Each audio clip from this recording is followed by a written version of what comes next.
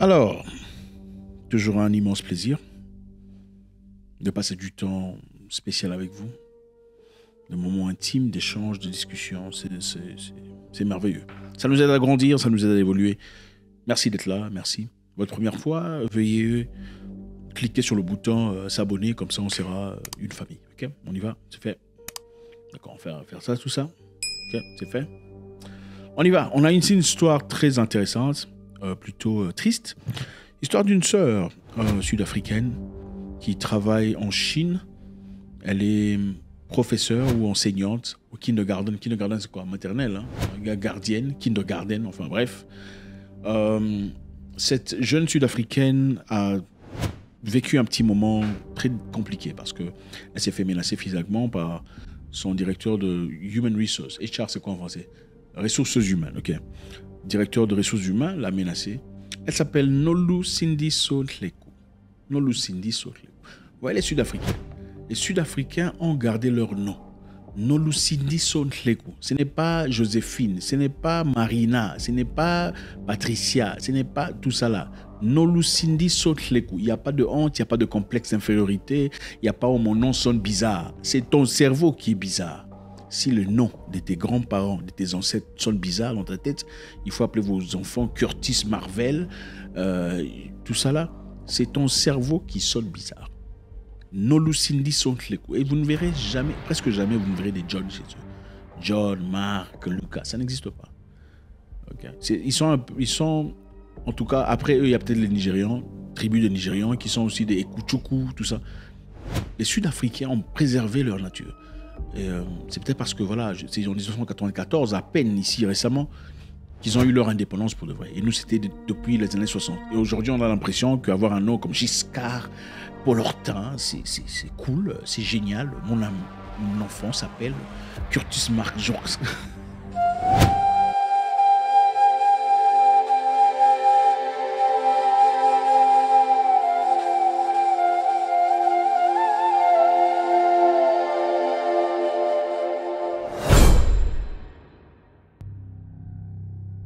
On va suivre, on fera un commentaire juste après. On y va.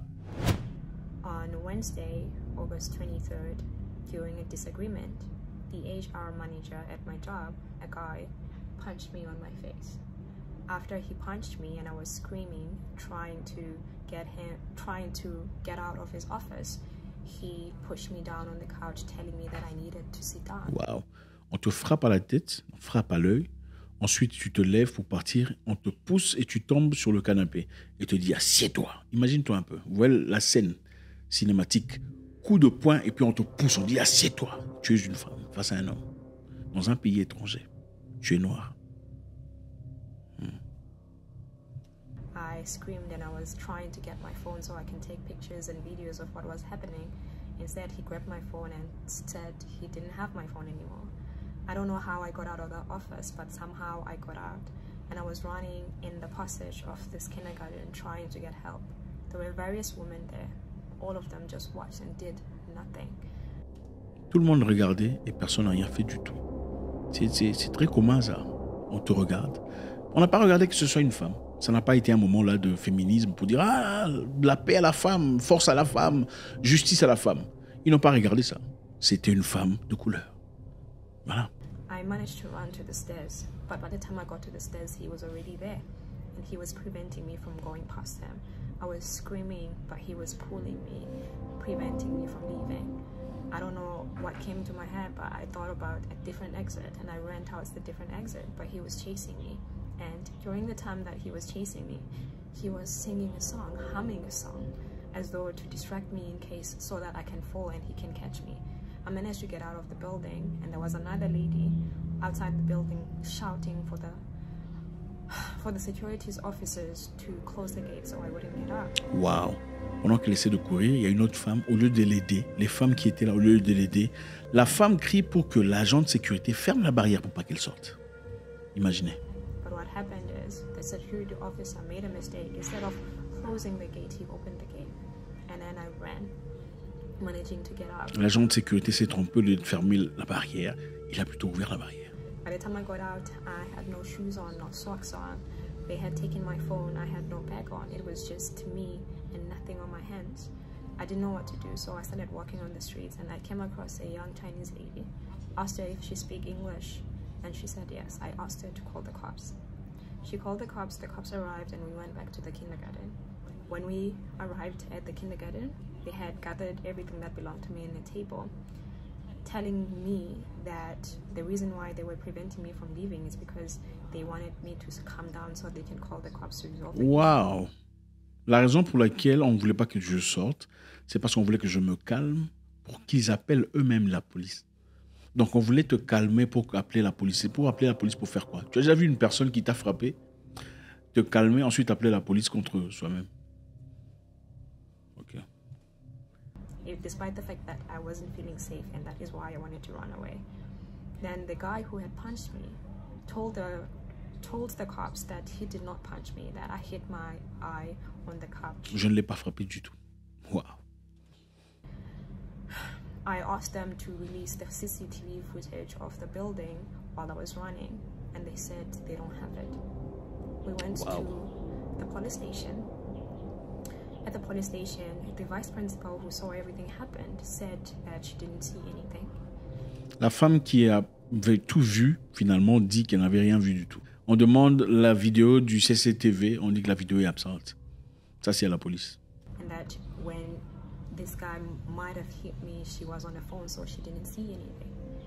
When I arrived there, the cops basically told me that my visa is expiring next week and I do not have proof that this guy has hit me, and therefore I needed to settle.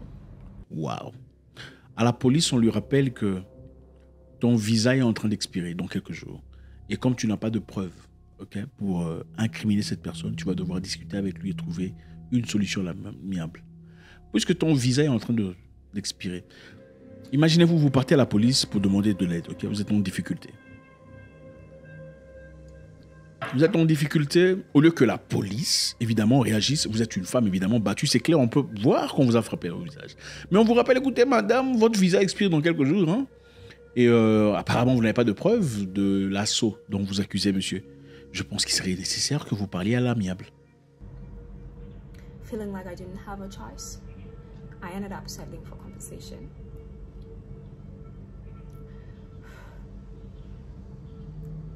I'm making this video because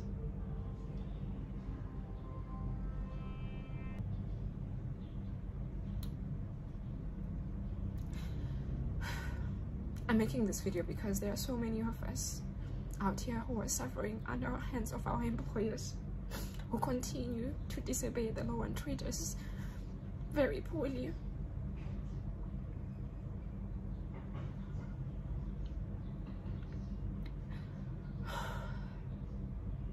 And I'm also making this video because I feel very powerless in this situation.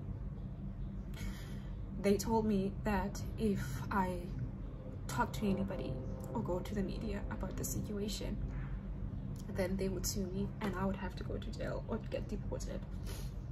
They also threatened to put me on some teachers' blacklist in China so that I would never get a job in China. They also refused to give me any documents that would allow me to work anywhere else in China during this moment. But I'm not okay with just keeping quiet and pretending like this is okay and nothing happened. And I hope if you're seeing this video, you pass it to as many people as possible so that people know that this happens to me.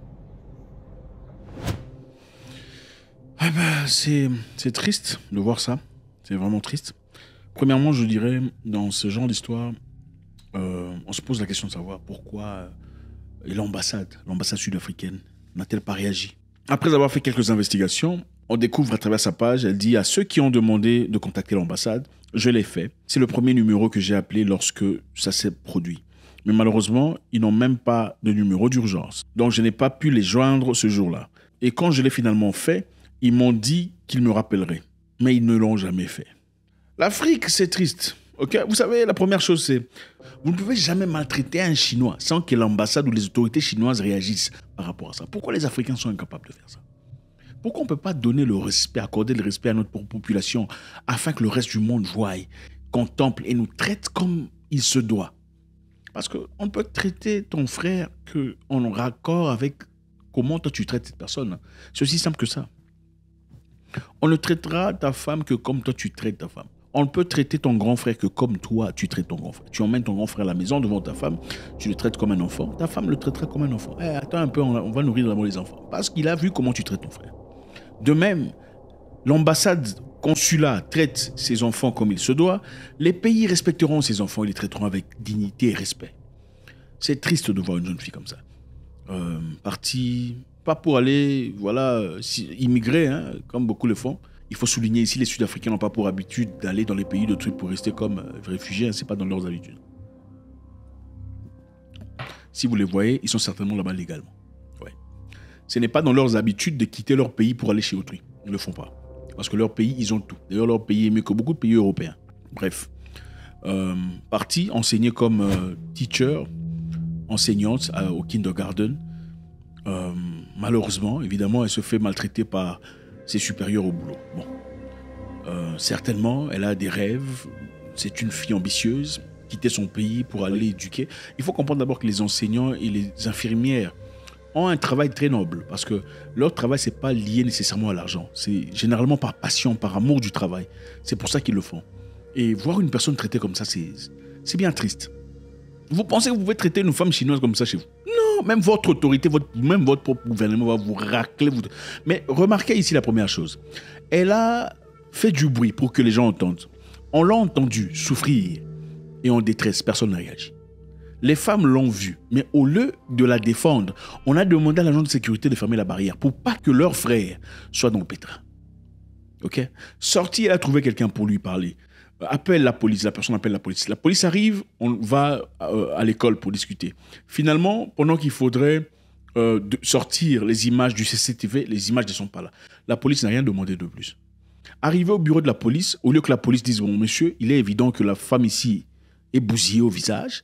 Certainement, vous avez frappé. » La police lui dit « Montrez-moi les preuves. » C'est-à-dire qu'ils sont prêts à ne pas sacrifier leur frère pour vous. Mais malheureusement, regardez comment on traite les Africains par rapport aux Chinois en Afrique. Il y a des pays africains ici, si tu as un problème avec un Chinois, mon cher, tu es dans le pétrin. Ah oui, peu importe ce qui s'est passé, qu'il ait tort ou raison ou pas, mais c'est toi qui vas aller dans le noir. C'est toi qui vas souffrir. Il appelle un général, t'es parti, c'est fini. Il n'y a pas de quoi discuter là-dessus. C'est triste et malheureux. Et ils le savent. Regardez comment ils se comportent. J'ai vu un Chinois en Ouganda ici il y a quelques temps, mais sa façon de marcher, sa façon de s'adresser aux gens, mais c'est triste. C'est après que j'apprendrai que monsieur Chinois, tout ça. Oh, les courants partis. Bon, les amis, le courant part. Hein, on va continuer. C'est comme ça, il y a un peu de lumière ici. Regardez généralement. Partout où on va dans le monde, personne ne nous aime. Hein? Vous avez remarqué ça? Personne ne nous aime. Nos sœurs qui vont au Liban pour travailler, qu'est-ce qui se passe avec eux? On les tabasse, elles sont maltraitées, elles sont violentées. Des fois, ils sont jetés par-dessus l'immeuble. Oui, ça c'est clair. Les Éthiopiens, les Kenyans, les Ougandaises vivent des choses horribles. En Inde, on tape les gens, on tape même les étudiants. Les Congolais ont été frappés, raclés là-bas comme pas possible. Même à Kinshasa, quand les gens ont réagi, quand on a fini un jeune Congolais là-bas, à Kinshasa, en RDC, chez les Aïrois, qu'est-ce qui s'est passé? Okay, la police est venue. Les gens se sont levés, se sont pointés devant les entreprises, les boutiques des Indiens pour demander justice et rapport. Les militaires sont venus, ils ont frappé, ils ont cassé les gueules des Congolais, les Aïrois.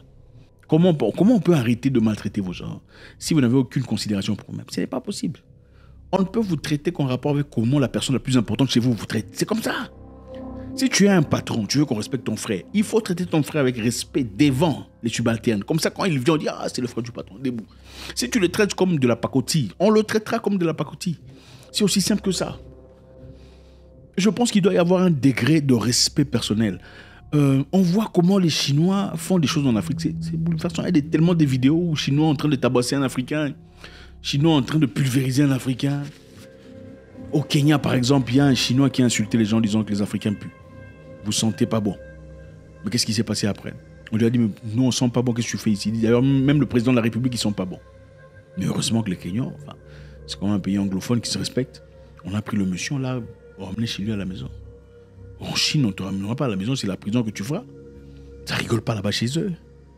Je pense qu'il est important de se donner de la valeur et de se respecter. Tu ne peux pas considérer un étranger puisque tu le fais de ton frère. Moi, ça me dépasse de voir ça. Il n'y a que nous qui faisons ça. Il n'y a que nous qui nous faisons ça. Quand il y a un étranger, vous le protégez, et tout ça, c'est un Chinois. Mais vous maltraitez vos propres frères pour les intérêts des étrangers. Écoutez, on n'a aucun problème avec les Chinois. En tout cas, sur le plan business, c'est des très bons business partenaires. Mais nous ne sommes pas frères, il faut le dire. On vous le montrera très clairement en Chine, et si pas en Chine, même dans leurs établissements. Regardez comment ils traitent les gens, surtout quand vous n'avez pas beaucoup d'estime personnelle, vous serez choqués. Et c'est appuyé par des Africains, surtout en... Je pense qu'il est essentiel, quand on voit les choses telles qu'elles sont, on peut être bien, on peut être bon, sans nécessairement être bonbon.